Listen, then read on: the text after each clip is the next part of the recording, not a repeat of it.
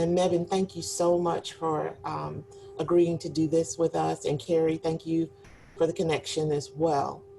So we're going to let you have the floor, Mebane, and whatever you want to share with us today, we're willing to listen. Thank you. Okay. All right. Well, first of all, I do want to start off by saying I don't have all the answers, and New Hanover County is learning as we go as well. I think we just happen to have a couple of years head start on you, and I just want to share with you what we've learned and what we're still learning. I see Jessie on the call is a huge part of our work. She was one of the first CRIM trainers in our area, and I continue to learn from her, and Carrie also on this call, both really valuable active members of the New Hanover group. So they may also bring some perspective to what I'm going to share today. So Carrie and Jessie, please feel free to jump in if there's something that you remember as I'm sharing our strategic plan. Before I share my screen and the plan, I do just want to give a really quick history.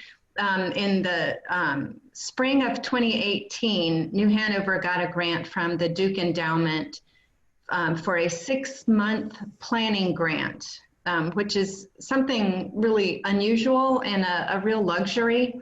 People don't usually pay you to plan. They like to pay you to do things. And I guess I share that because we feel like the time we took to plan really paid off. So if you're able to, really take that planning time seriously, I think it will pay off as you get started in your work. So let me share my screen.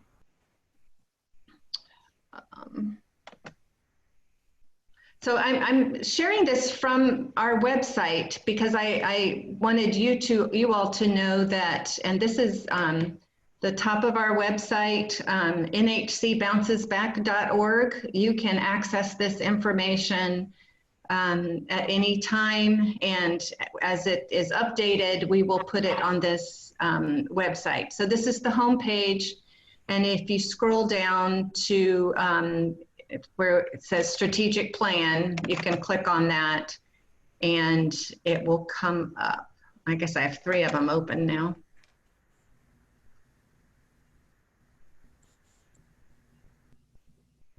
Carrie, you've got your hand up. Do you want to unmute? There we go. Mebane, talking about the planning time, and you said it was very important and that you recommend people take the time to do that. What was so important about the planning time? Was that when you pulled people together, and who was in the planning group? So the planning group, when I was hired to be the 6-month coordinator, there were already folks meeting, about 10, 15 people at the table, that included people from the hospital, community care, the Lower Cape Fear, Smart Start, communities and schools, DSS, Judge Corpening, the district attorney. There were some folks already talking about how do we, and it came out of the screening of the movie Resilience. The people said, let's stop talking about this and do something. So that was the group that was at the table, and we started meeting and opening the meetings up to anybody who wanted to come. I think that was one of the best things we did, was to not limit the discussions. We just opened it and invited anyone and everyone who wanted to be a part of that. Does that answer your question? Mm-hmm. So I'm wondering if this is the best. Can everybody, is this large enough for people to read the fine print? I can see it fine. I don't, does everybody else see it okay? So this was the first document we came up with. And we learned quickly that, well, actually, let me explain what it is. So phase one, we felt like we needed to plan, engage the community, you know, what we felt like we needed to find the right models to implement and what data to collect. And then that we would move into the next phase, which would be to educate the community about ACEs, toxic stress, CREM trainings. But also in the education phase, we felt like we needed to be educated, that, you know, we did not have the answers. We needed the community to tell us what our community's adverse, that second ACE, you know, you have the adverse childhood experiences, and then, but then there's also the adverse community environments that the community needed to tell us. What was it about Wilmington, New Hanover County, that was the best or the worst, I should say, adverse community environments that we needed to work on first. And then we quickly realized that we needed to, before we could implement programs to help the community, we had to make sure that, this is phase three, our providers were okay. So most of our trainings have concentrated on the people that we consider to be providers. That's teachers, social workers, first responders, the people who are healthcare workers, people who are providing the care that unless we as providers are well and in good places, it's hard for us to take care of other people. Kind of like that airplane oxygen that we talk about. Put your own mask on first before you help other people. Then phase four would be training, that we would train people in resilience focused models, and they would, then phase four would be implementation of that, and then finally phase six, we would sustain and grow that. So this was the first, I'll put plan in quotation marks, that we came up with. But it was, you know, we were, even creating this model, we realized that nothing that we do in human services is linear. You know, you don't finish planning and then go to education and then finish education and then go to taking care of the providers. That it's all of this has to, if somebody new comes in, we have to educate them. And you're never done planning. Like you might finish phase four and then have to do some more planning. So this didn't make as much sense after a while. So then we came up with another, I'm gonna actually change the way I'm sharing this screen because this is too small. Hang on just 1 second. I'm gonna pull it up from my files. Make it a full screen.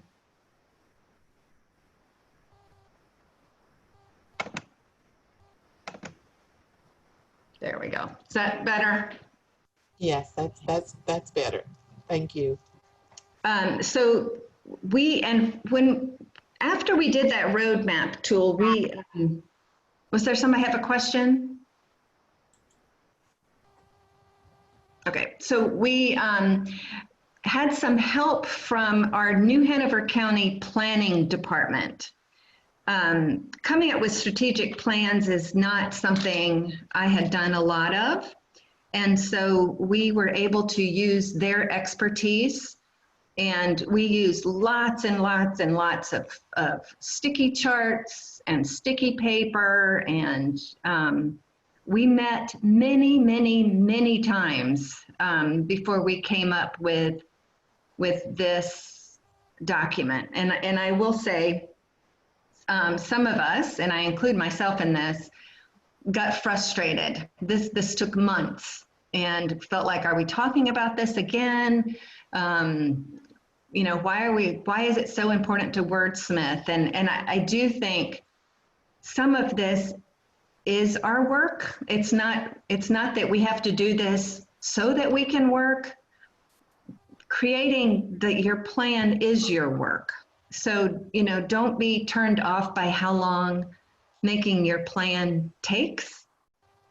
So this one, we put at the top some of the things that are real general goals for communities, right? So everybody wants better health.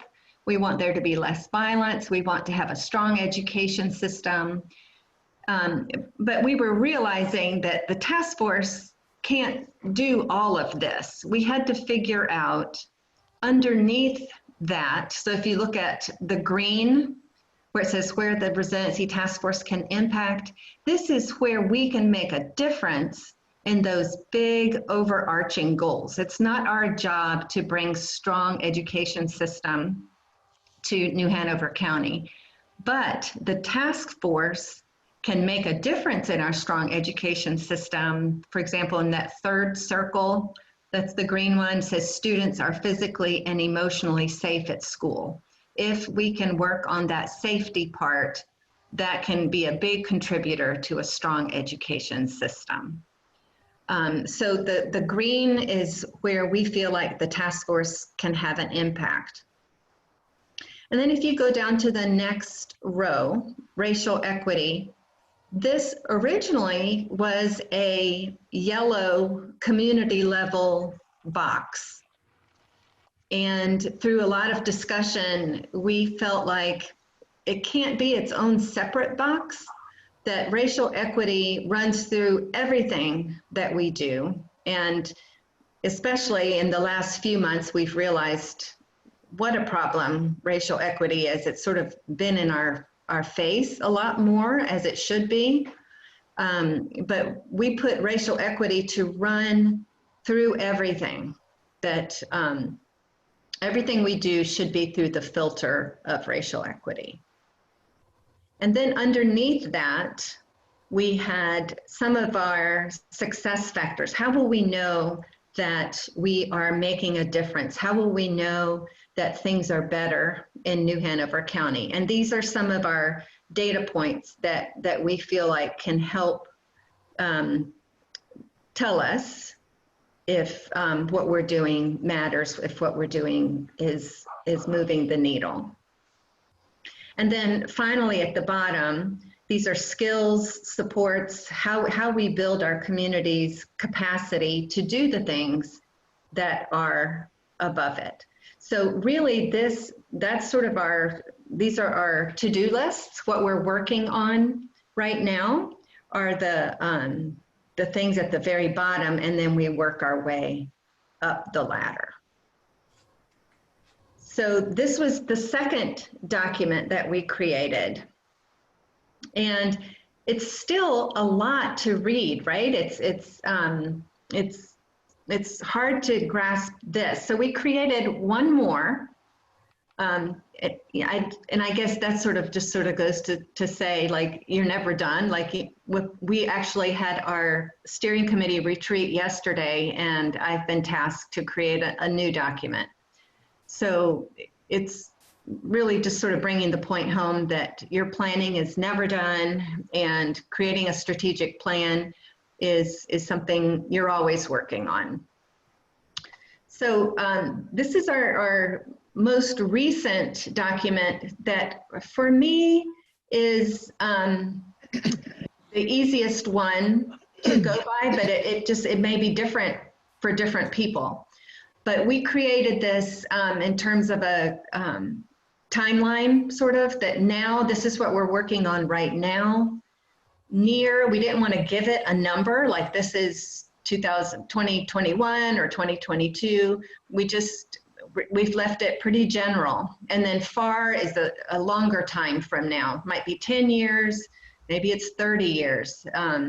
You know, again, this work is, we're changing generational trauma, and it's not going to be work that's going to get done in a short period of time, and we've got to be in it for the long haul. So what we're working on now, these are our two goals. We are educating the community about trauma and racial disparities. And we are working on having our organizations have trauma-informed policies and practices. And when I redo our document, I think we will also make it not only trauma-informed, but resiliency-focused policies and procedures and practices. So on the bottom square, these are the things that will help us know, again, what is making a difference. So we'll have an increase in the number of agencies that assess their policies and procedures through a trauma lens. We'll increase the number of pediatric practices that screen for ACEs. And I won't read all of these to you. You all can read them, but this is our third iteration of our plan, what we're working on. So Jesse and Carrie, I don't know if you all want to provide your perspective on what we've been through over the last 2 years to come up with these documents. I think, like you said, Mebane, the planning never ends, and that's a good thing. It means that we're staying relevant and we're continuing to assess what we're doing and if we're doing a good job. And so I think really just emphasizing all along the way, we have goals, but really the question that we try to boil it down to is how will we know we're successful, and really creating a goal that's measurable. And that is sometimes so challenging. So I think as we in the Columbus County Resilient Columbus group get to that point, if it feels challenging, I think that means we're doing it right. If it feels challenging to kind of carve out and drill down to what is the thing that we can write down to know that we're successful, it sounds easy and straightforward, but I know, Mebane, we were in a couple of those data meetings back, last year, and it was so difficult to really come up with a measurable goal. So it's important, but it's challenging work. Go ahead, Carrie. And I would say that Mebane really is so spot on. As I watch other communities throughout the southeastern United States, I work with 11 states, communities in 11 states. I always hold New Hanover up as just being such a bright and shining light of inclusiveness. I mean, I've only been here for a year, a little more, a year and a half, but I've watched it steadily as the number of people attending the meetings would go up, that Mebane knew I had an eye for diversity in the meetings, and I watched as the meetings did become or seemed to become more diverse, that and truly we say, I don't know who came up with the quote, but how we do the work is the work we do. People were so respectful and kind to each other in these meetings, and there was such a sense of I mean, maybe I'm overstating it, but to me there were many holy moments in these meetings when people from different worlds came together and were put into random groups and asked to look at what was most important, what needs to be the priority, what do you think? And I think that truly there were some people there who might not have ever really been asked some of these questions, and that was healing. So how we do the work is the healing that we do. Because I mean, there was one meeting or one event that got a little testy. It was a day that was not a Resiliency Task Force meeting, but it was a Resiliency Task Force sponsored event on racism in Wilmington. And it was just remarkable how many people were there and how much was addressed. And I think afterward, a sense that, yeah, there's a lot of work to do, but at least things were exposed and people were civil. And that was huge. And some people, I think, might have even been in denial, but had their eyes open. Would you say that's correct, Mebane? Yeah, are you talking about the historic trauma and racism, that one? at Yeah, the library that day. yeah. Yeah. That was really remarkable. Yes. So That those was are my a good takes on meeting. it. Sorry. That's my take. Thank you.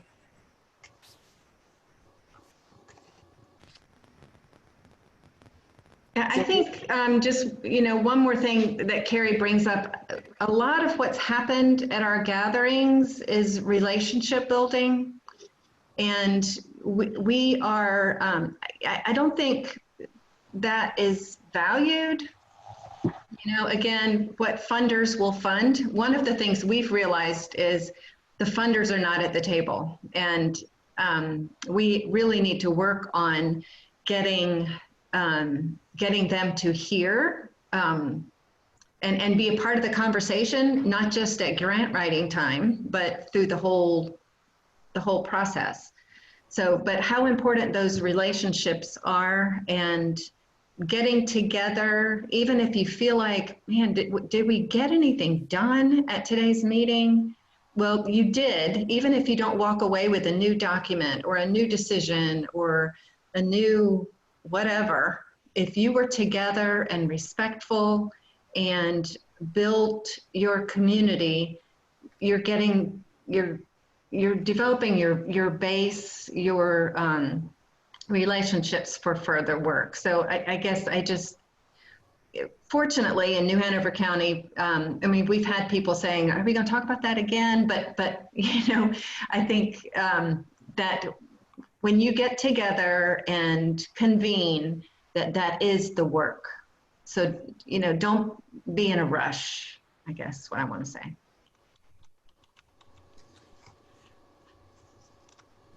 I'm glad that you said that, Mebane, because I always seem to feel that, and I don't know if it's anyone else's feelings, I feel like we're in this bog and we're trying to find our way out. And sometimes that kind of, I won't say frustrates me, but I'd rather be more strategic. I'd rather be more, but I don't feel that we're at that point yet. I think we're still in the planning stages. I think we're still in the education stage. I would love it if we were further along, but I'm glad that you mentioned that we must be in this work for the long haul. And the way things seem to change, and we are needing to be able to be flexible enough to adapt, and then to be able to still include what the important things are in our work. So we can't be so rigid that we're not able to see, oh, we need to include this, or we can't rush this. We have to plan it so that it does come out to be a good effort and not one that's just half done and then we're all disappointed. It's scary. Well, one thing too is that you have to remember, you don't have to remember this, but the Southeast in particular, and this is why, I get so passionate about this work. We have 400 to 500 years and longer of horrific behavior in the Southeast. First, what was done to Native Americans, and then what was done to African Americans.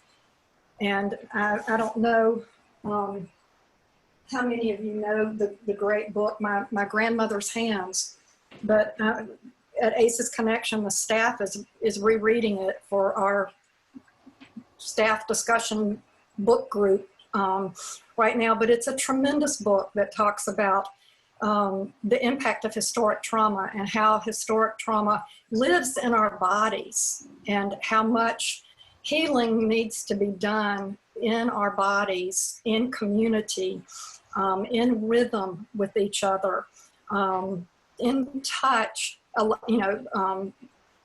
permission-based touch, in singing, in the police work. God knows, there's so much there. White body trauma, black body trauma, but as a person who grew up in Georgia and whose great uncle had a plantation and whose grandfather was a slumlord and had black people on one side of the farm and poor white trash on the other side of the farm. And I mean, it pained me. And that's white body trauma, that we know that our ancestors did things that were horrific. And then the black body trauma is obvious. The broken bones, the lost bodies, the biological stress that is carried from generation to generation that leads to the greater incidence of high blood pressure and heart disease and stroke and diabetes and kidney failure in African American people that are the direct results of black body trauma and carrying that stress for generation to generation. So I take Mebane's point about time and Selena's point about slowing down and doing it right. There is a lot of trust that needs to be built, and especially in Wilmington because of the 1898 uprising, when God only knows how many black people truly were put in the river. And so there's just a tremendous amount of healing that needs to be done. And sometimes, as Mebane said, just the being together, even being together right now and looking at the screen and seeing the diversity on it, we are healing generations backward and forward in doing this work. And it's a holy quest. And the respectfulness and the thoughtfulness and consideration. Yes, we need to breathe together, truly breathe together. So thank you for letting me share that. It's near and dear to my heart to do that, do this work. Selena? Yes. This is Pat. I just wanted to say, and I don't know how you feel about this, but I think we have been taking some baby steps in Columbus County as far as relationship building goes. I mean, we have a huge distance to go, but I think we have taken and are taking some little baby steps. And if we can, if the resiliency efforts can continue to link with the Courageous Conversations group, for instance, I think that will be a huge asset and a strength. It's already a strength that's beginning to bud. And I just am grateful for that and grateful for the opportunity to work with this group. Thank you all so much. Thank you, Pat. And since you mentioned Courageous Conversations, I will go ahead and share something. I have been in contact with Jeremy Simmons, who is the chaplain at Columbus Regional Healthcare System, and he leads the Courageous Conversations group here. And in my conversation with Jeremy, I explained to him what Resilient Columbus was and how we're trying to do all these wonderful things around racial historical trauma, around adverse childhood experiences and resiliency. And he has said that he would love to come under the umbrella of Resilient Columbus with Courageous Conversations. So that's a plus, and that's a great thing there. It certainly is.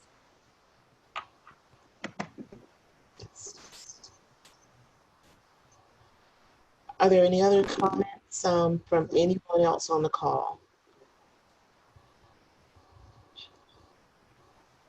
Selena, can I share one more thing? I learned this from our work with the National Center for Disaster Preparedness. We were, I can't remember which committee I was talking about with them, and talking about people who were not at the table.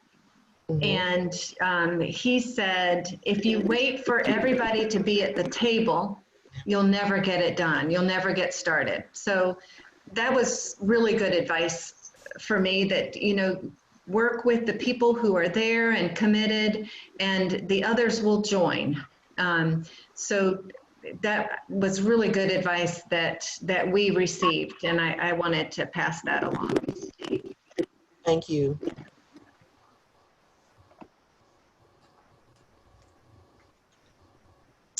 Anyone else?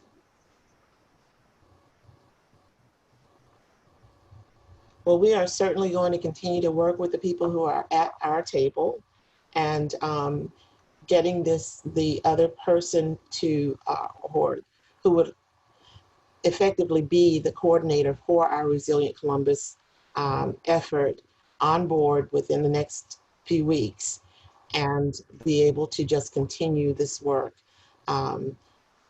as well as working with the Prevent Child Abuse NC Tri-County effort to move forward all of this work around adversity, resiliency, and we're so excited, and I still see opportunities coming our way to connect, but Mebane, we're not going to wait for everybody to come to the table. They'll jump on board as they see this effort flow, and a lot of people like to see things moving before they even latch on. So I think we're going in the right direction, and we'll just continue to be excited about the work that we're doing here.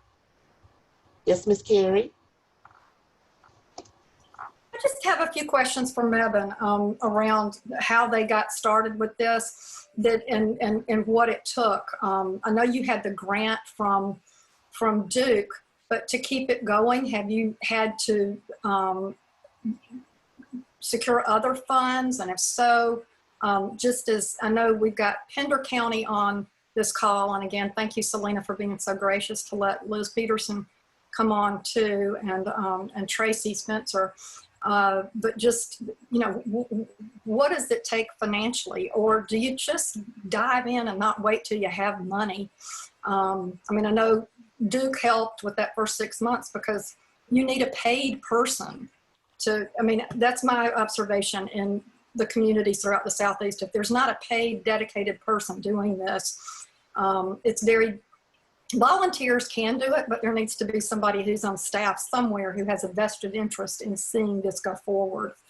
So that's why I'm so thrilled to hear too about this money. But how much money did it take, Mebane, or what does it take, or do you need it? Should money be a holdup? So you do need money to pay a coordinator.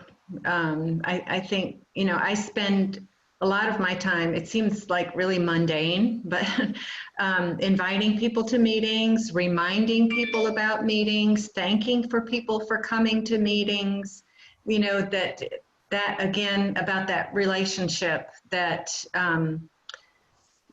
I spend a lot of my time doing that. So we have received several grants. None of them are great big. The biggest grant we got was from the Department of Public Instruction in the fall of 2018, which was, I'm trying to remember, I think it was $121,000. We used that money to train trainers in the CREM model. So we trained about 30 people, attended a 5-day train the trainer in CREM. I think we did that in January of 2019.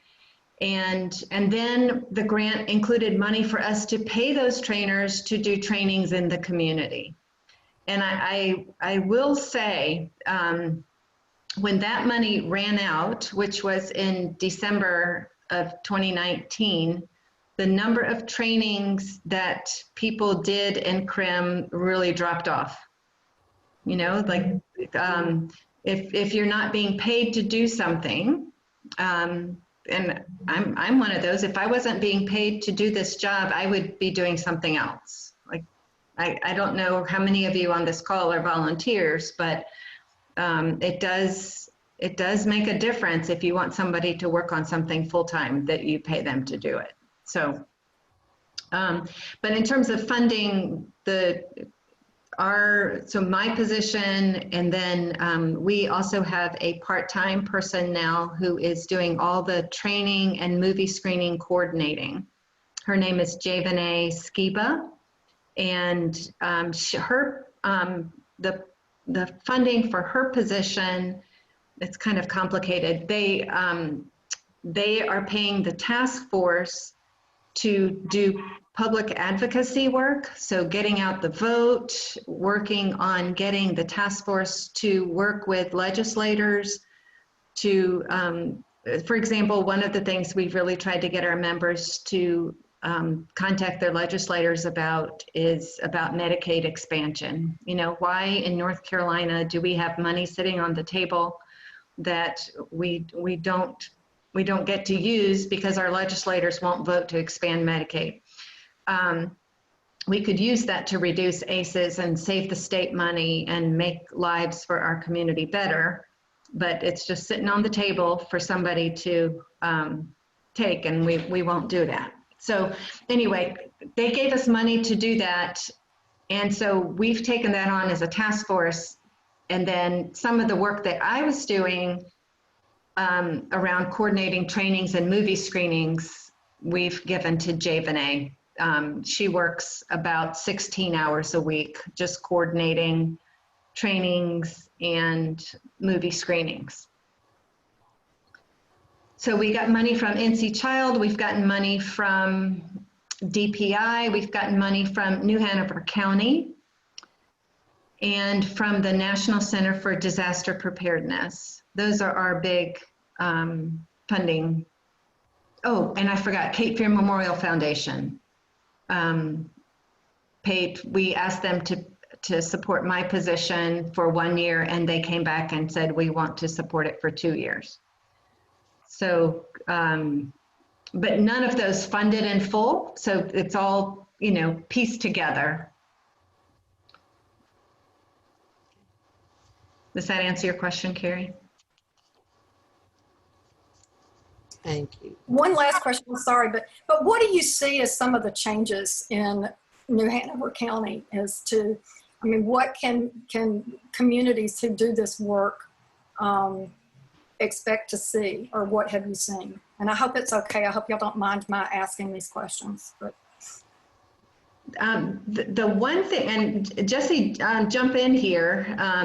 The one thing I've heard from New Hanover County, from their HR department, so in all the staff at New Hanover County, all 1,800 employees of the county have received a 90-minute community resiliency model. Well, they call it a resilience training, and it's not fully CREM, but they include some CREM skills in that.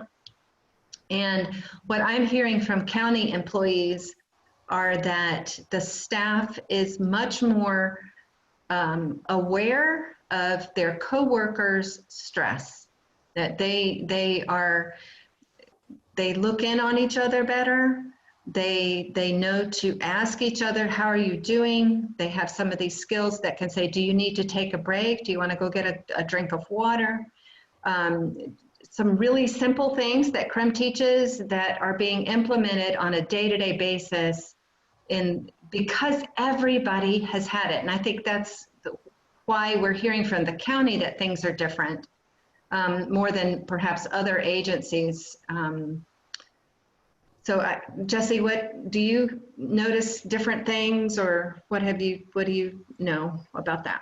Yeah, so in addition to the 90-minute resiliency training that you mentioned that everybody gets through their onboarding experience, they are now hosting once a month, full day CREM trainings open to their employees as well, so that they can have that expanded experience of a community resiliency model training. And I think, to your point, Mebane, it just really helps to create a common language and to be able to normalize stress response, and to be able to really push that message of having compassion and empathy for ourselves and our colleagues. I think that's probably the biggest takeaways that I've heard so far. But attendance seems to be really great, and people seem to really enjoy the trainings. And you know, from what I've seen, just participating in a couple of them, they've been really positively received.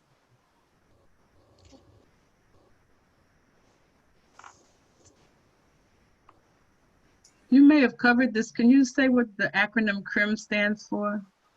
Yeah, sure. So it's CRM. We just pronounce it CRIM for short, but it stands for Community Resiliency Model. And that is a model that was created by the Trauma Resource Institute, and they're located out in California, but behind California, North Carolina is the next state with the highest amount of CRIM trainers. So that's super exciting for North Carolina. Carrie? Just to say that if you're interested in it, Elaine Miller-Karras, who was the creator of the model, she and two people from New Hanover Resiliency Task Force, Kelly Purcell, who's a teacher and is really the social emotional learning resource person at I forget which school, and then Allison Wine, who is she helps with all the kindergarten classes in New Hanover County, is the child psychologist working. Anyway, they both really took this training on, and those two people and Elaine Miller-Karras and I did 2 90-minute overviews, and they're sequential, and they are available to view anytime on ACES Connection. If you go to the ACES Connection homepage and where it says webinars, the Better Normal webinars include those 2 90-minute sessions. There's an overview, and when I email Selena the link to My Grandmother's Hands Audible book, I'll include the links to those 2 things, and she can push it out to y'all if you want to know more about it. But it's you'll really get a lot out of those 3 sessions. And I also wanted to jump in and I think Jane Kinlaw is on the call. She is a new CRIM trainer. Hey Jane, there she is. She works with Community Care of the Lower Cape Fear. She's a Bladen County resident, so she's a great local connection for anybody who wants to learn more about CRIM. And Jane, if you don't mind, do you want to put your email in the chat box for folks? Sure, I'll be glad to do that. I'll be happy to answer any questions that anyone has related to CRIM. Thanks. Thank you, Jessie. Yeah.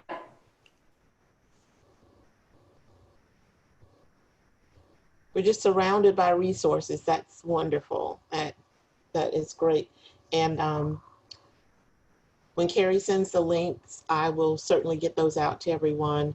I do just have one question for Mebane, and it's regarding having the steering committee and then the larger group that meets. Can you tell me how that works? Yes, and actually we talked about that. Our steering committee met yesterday. You know, we don't have a lot of structure for our task force. Hang on, I'm getting a call I need to decline.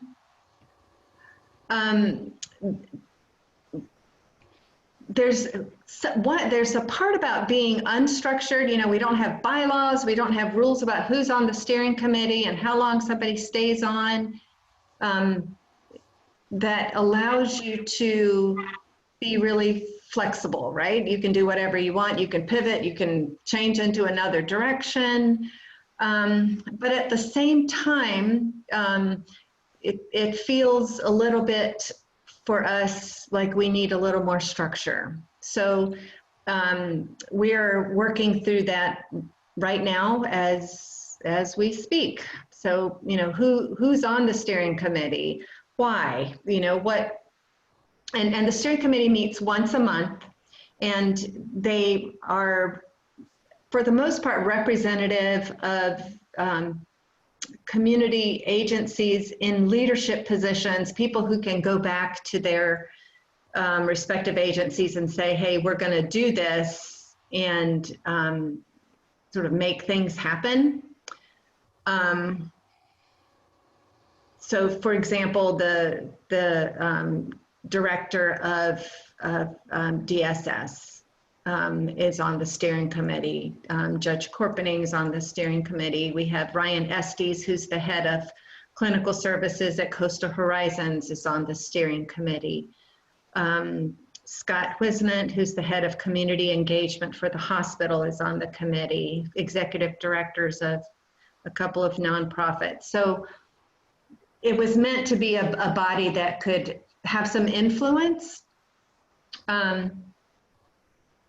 So I don't know if that answers your question, Selena, that right now there are no rules about it, but it's a group of people that when I sort of feel lost and I think, what should we talk about at this month's task force meeting? They help me with guidance. Should I sign this letter? What do you think about me writing this letter to the editor? I run it by them, that sort of thing. So they function like a board of directors, I guess, but without all the baggage that comes with a typical board of directors. And then there's the committee that actually meets aside from the steering committee, the group. So we have 8 subcommittees. They are sort of the systems. So we have one that's first responders and justice. We have a early childhood committee. We call it 0 to 8. There's a 4th grade to 12th grade group.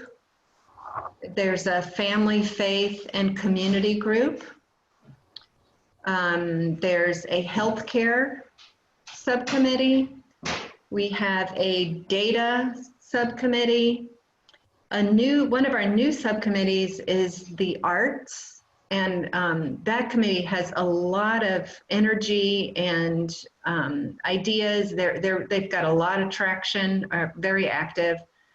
And the final committee is marketing, and that committee right now is not active.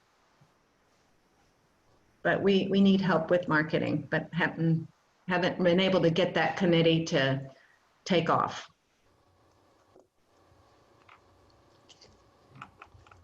Thank you, Mebane. Sure. Carrie?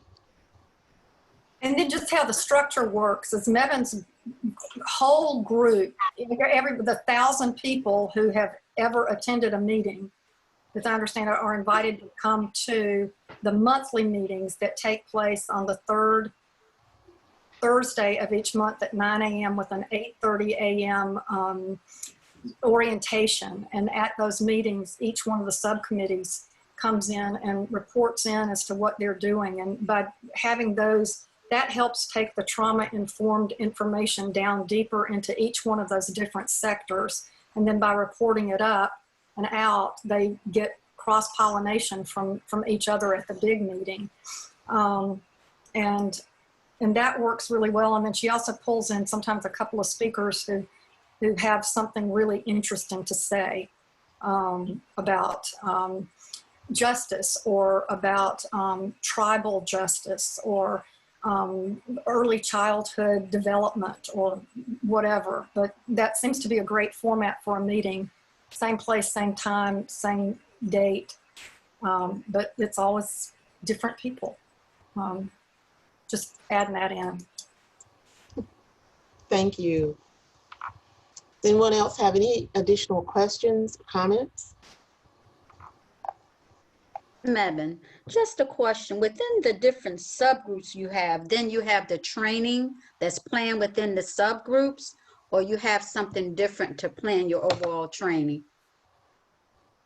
So the subgroups can all access, and you don't even need to be a part of the subgroup to access a training. We spend some time at those subcommittees encouraging members to get trained.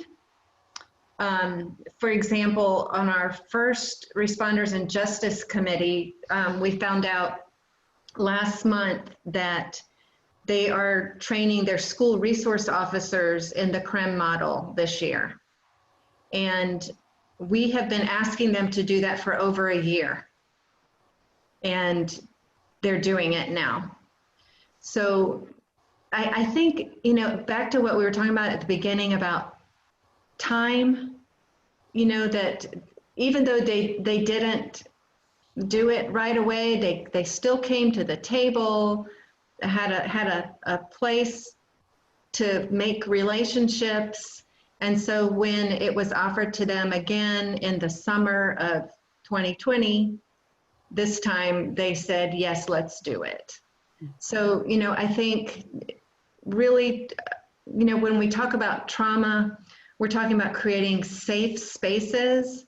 Our meetings, it's really important that our meetings be safe. And if somebody, you know, doesn't buy in, we still are glad that they're there and they're welcomed. And, you know, again, relationship building, so that when the time was right, they said yes to the training. I feel like I went off on a tangent. Does that answer your question? Kinda. So when you offer the training, your organization offers the training to the different groups or different committees. Sometimes, Yeah, or then you send or give them resources where they can get the training. that's right. So if you go to our website, there's a page about trainings, and people can get more information about what the trainings are. And for example, like Jesse offers CREM with Lauren Clark. They offer that training often through Community Care Lower Cape Fear, but other organizations are offering it. It's the idea that if the task force trainers are too busy, then here's some others who are offering it. So it's not necessarily always the task force that's doing the trainings. Thank you. Sure.